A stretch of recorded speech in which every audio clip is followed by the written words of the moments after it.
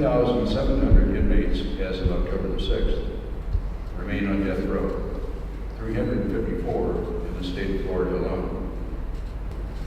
The church bells throughout the world are scheduled to ring at 7:30. The start tells me that ours are temporarily not functional, so we will have to just give a moment of silence in commemoration or in lead with those who are ringing their bells elsewhere throughout the world. When I was first asked to speak, the way I received the inquiry was, can you speak about how the Bible is against the death penalty? And I'm sorry to say, the Bible is not. The Bible is not. Anyone who argues against the death penalty, including Pope Francis, runs into two immediate obstacles. First of all, the Bible is awash with verses that condone, support, and even dictate the use of the death penalty, and even suggest the methods by which it can be applied. Exodus 21:12. Whoever strikes a man so he dies shall be put to death. Exodus 21:17. Whoever curses his father or mother shall be put to death. Leviticus 20:27. A man or woman who is a medium shall surely be put to death. They shall be stoned with stones, and their blood shall be upon them. So, I hope I've shown you at least a couple points where what was said in the Bible was actually reinterpreted by people who were living according to the Bible because they had new insights.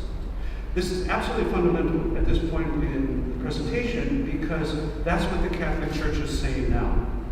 In the past, this is how we read the Bible. Now, we read it in a new way that says to us that the human dignity of each individual demands that we not take their life. That's a fundamental core value. So when someone says Pope Francis is changing the church, everything, this is always happening with regards to certain social, religious issues. And I thank God that the Catholic community, together with Pope Francis and a worldwide community, is beginning to realize that you don't have to throw away the Bible to also fight for social justice and the protection of human life at every stage, because that's a fundamental goal.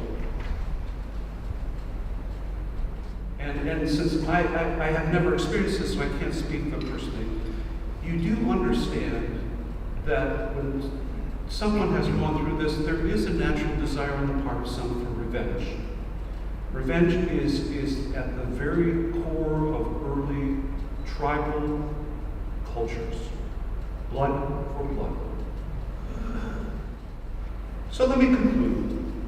We are at a pivotal moment in Catholic history where I would say to anyone who is working on the side of social justice, in particular against the death penalty, for the abolition of the death penalty, you join the ranks of people down through the generations and down through the centuries with regards to slavery and any number of issues that began to realize I'm at an axial moment in history where it's clear where the church is going.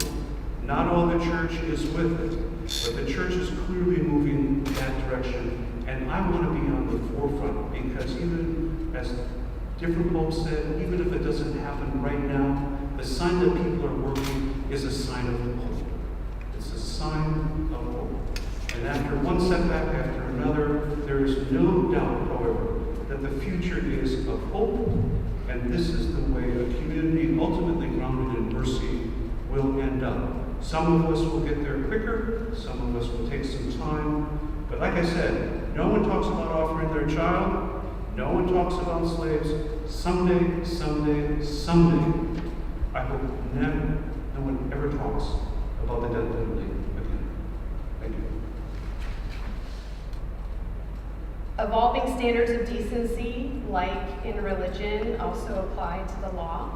So it used to be that we'd have 25 eligible crimes for the death penalty, and we used to carry out those executions in very barbaric ways. And I won't get into all the different creative ways that we would kill people, but as we have evolved as a society, we're trying to be more humane.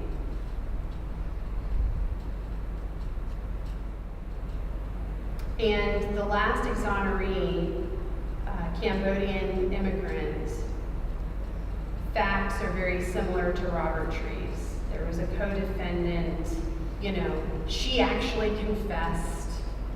No one believed her. And he was lucky enough to get a retrial.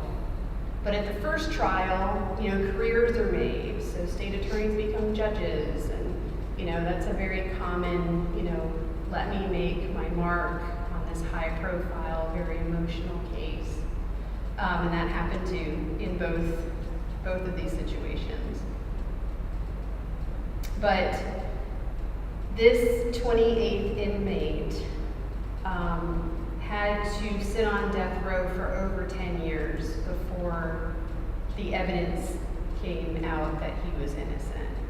And so, I guess during question and answer, I don't know what we can all do in this room in civil matters and criminal matters, but there really is no other side to the death penalty if you take away the desire for vengeance and retribution. And I'm sure the last speaker will have a lot more eloquent discussion about how closure doesn't work either, even though you hear that it does all the time. My father, Trooper Mr. J. Dillon, had been a New York State Trooper for 16 years. He was shot and killed on the New York State Thruway on October 24th, 1974. The sentencing was that the accomplice was sentenced to 20 years to life, and he ended up dying in prison a few years ago. John Ruzas, the man who pulled the trigger, was sentenced to second-degree murder. Sentenced to 25 years to life for second-degree murder. And just last December, after serving 43 years, he was released. But executing the man who killed my father would not have brought me any peace or closure. I'll always miss my father, and an execution would not have changed that. This is just the second time I've spoken since John Ruzas was released, so I didn't expect that these emotions would come up like this, but just try to understand.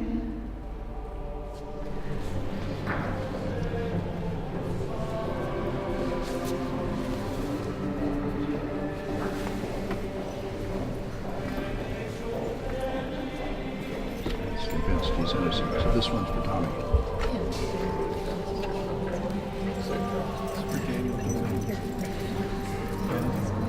Daniel Good. And Frank Walls, maybe? Okay, and Robert Peterson. And Michael King.